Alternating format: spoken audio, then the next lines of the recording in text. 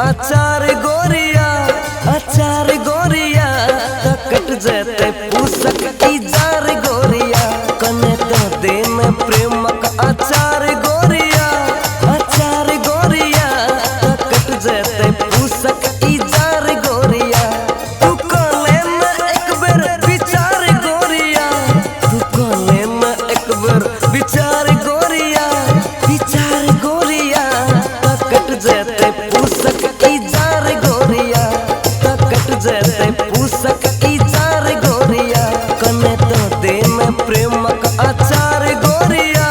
कट जेते पूसक इजार गोरिया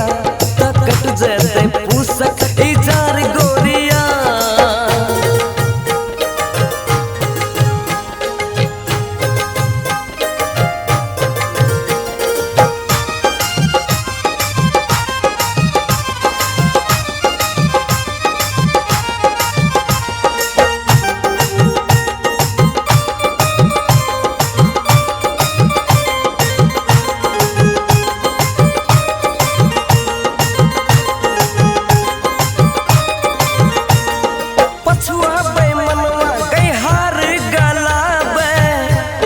सूरजो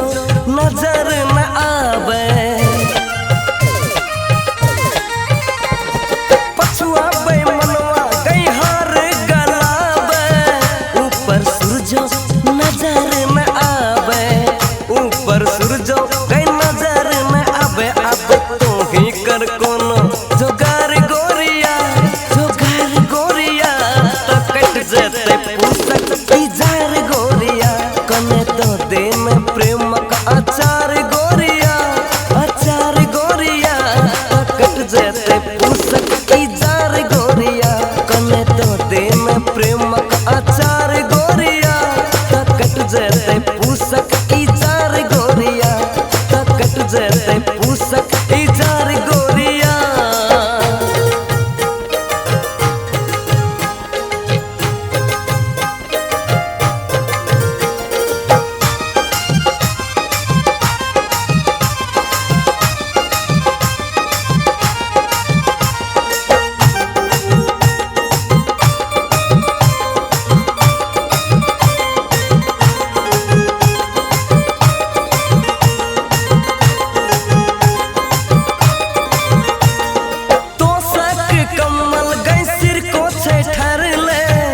झापितन लागई उघर ले